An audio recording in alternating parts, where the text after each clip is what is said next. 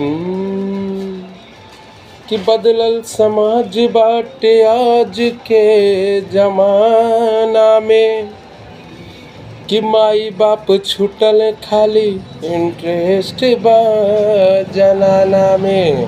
तो कैसे भैया आजकल के समाज के हिसाब से जे भाई के बुरा लगी तो माफ़ी चाहब, दो लाइन गावत है।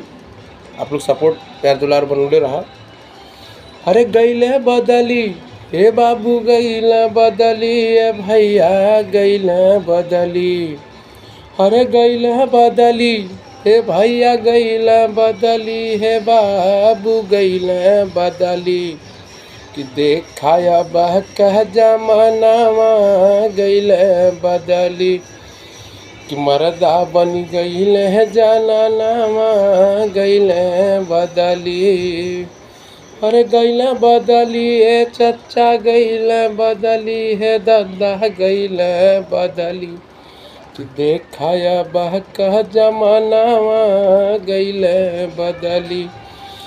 कि मर्दा हो गईले है जनानावा, गईले बदली। कहे अब का मर्दा काम न करें, घर में बैठी आराम करें। कि अब का मर्दा काम न करें, घर में बैठी आराम करें।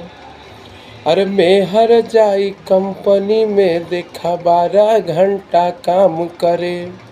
आजकल का मन से दू घरे बैठे तुम मेहरारू बेचारी कंपनी जाती तो कैसे। कि अब का मर्दा काम न करें, घर में बैठी आराम करें। हमें हर जाई कंपनी उनकर 12 घंटा काम करें। कि मर्दा पी के आवे दारू, कि भैल कि मर्दा पी के आवे दारू, भैल झगड़ा पे उतारू।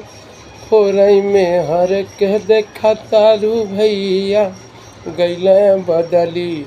अब तो देखा ही जमानावा, गईले बदली। अरे गईले है बदली ए बाबू, गईले बदली ए भैया, गईले बदली। देखाया जूह कह जमानावा, गईले बदली।